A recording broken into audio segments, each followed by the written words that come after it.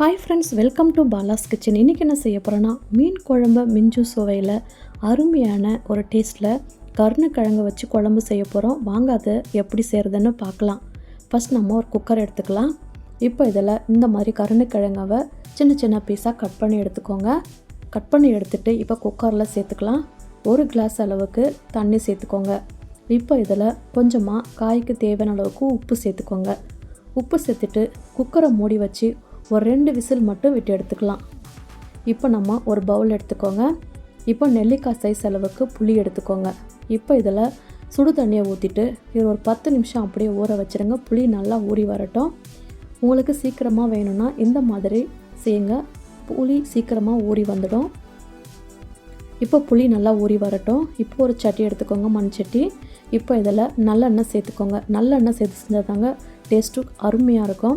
இப்போ இதில் கடுகு, வெந்தயம், சீரகம் இது எல்லாத்தையுமே சேர்த்து நல்லா பொரிய விடுங்க.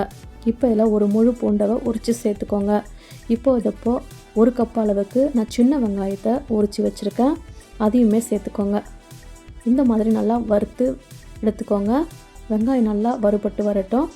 இப்போ இதில் ஒரு 4 காஞ்ச மிளகா சேர்த்துக்கோங்க. சேர்த்து விட்டு நல்லா வதக்கி விடுங்க.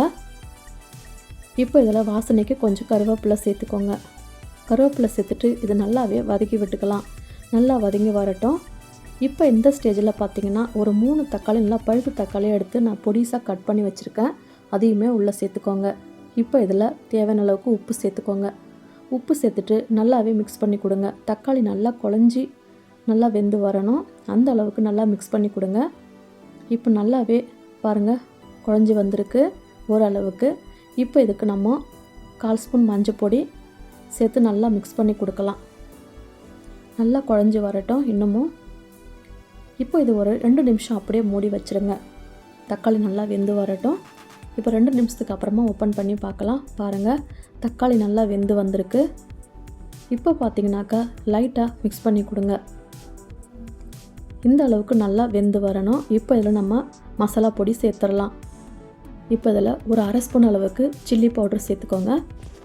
இப்போ இதில் 1/2 ஸ்பூன் அளவு குழம்பு மிளகாய் பொடி சேர்த்துக்கோங்க. உங்கள்கிட்ட குழம்பு மிளகாய் பொடி இல்லைன்னா 1 ஸ்பூன் சில்லி பவுடர், 2 ஸ்பூன் தனியா பவுடர், 1/4 ஸ்பூன் மஞ்சள் பொடி சேர்த்துக்கோங்க. இப்போ இது எல்லாத்தையுமே சேர்த்து நல்லா பச்சை வாசனை போகிற அளவுக்கு வதக்கி விடுங்க.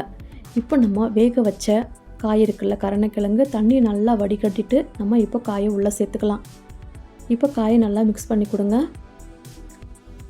இப்போ நல்லா மிக்ஸ் பண்ணி கொடுத்துட்டு இப்போ நம்ம புளி ஊற வச்சோம் இல்லைங்களா, புளியை கரைச்சிட்டு நம்ம உள்ளே சேர்த்துக்கலாம். உள்ளே சேர்த்துட்டு இப்போ நல்லாவே மிக்ஸ் பண்ணி கொடுங்க. உங்களுக்கு தேவையான அளவுக்கு கிரேவிக்கு தண்ணியை சேர்த்துக்கோங்க. இப்போது இதில் உப்பு காரெல்லாம் சரி பார்த்துக்கோங்க. இப்போ இதை மூடி வச்சுட்டு நல்லா மீடியம் ஃப்ளேமில் ஒரு 15 நிமிஷம் இருக்கட்டுங்க. 15 நிமிஷத்துக்கு அப்புறமா நான் ஓப்பன் பண்ணி காமிக்கிறேன். இப்போ பார்த்திங்கன்னா எண்ணெய் பிரிஞ்சு நல்லா கொதித்து வந்துருச்சு. ஆல்ரெடி நம்ம காய் வேக வச்சுருக்கோம், அதனால் ஒரு 15 நிமிஷம் வச்சா போதுங்க. இப்போ நம்ம இதுக்கு ஒரு சின்ன தாளிப்பு கொடுக்க போகிறோம். இப்போ ஒரு பேன் எடுத்துக்கோங்க. நல்லெண்ணெய் சேர்த்துக்கோங்க ஒரு 2 ஸ்பூன் அளவுக்கு. இப்போ வடகை இருந்துச்சுன்னா வடகை சேர்த்துக்கோங்க. இப்போ இதில் கொஞ்சமாக கருவேப்பிலை சேர்த்துக்கோங்க. ஒரு 2 பச்சை மிளகாவை கீரி சேர்த்துக்கோங்க. நம்ம தாளித்து வச்சதுவையும் உள்ளே சேர்த்துக்கலாம். இப்போ இதை அப்படி லைட்டாக மிக்ஸ் பண்ணி கொடுங்க. அவ்வளோதாங்க. இப்போ வேறு பவுலில் மாற்றி வச்சுருங்க. டேஸ்டியான கருணக்கிழங்கு குழம்பு ரெடி பண்ணியாச்சு. இதே மெத்தடில் நீங்கள் மீன் குழம்பு கூட செய்யலாம். டேஸ்ட்டு வேறு லெவலில் இருக்கும். சுட சுட ரைஸுக்கு அல்டிமேட்டாக இருக்குங்க. இதே மெத்தடில் நீங்களும் ட்ரை பண்ணி பார்த்துருங்க. எப்படி இருந்துச்சுன்னு உங்கள் ஃபீட்பேக்கை மறக்காமல் கமெண்ட்டில் ஷேர் பண்ணுங்கள்.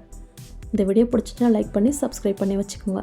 மிஸ் பண்ணாமல் இதை நீங்கள் செய்து பாருங்கள். இன்னொரு வீடியோவில் பார்க்கலாம். தேங்க்யூ.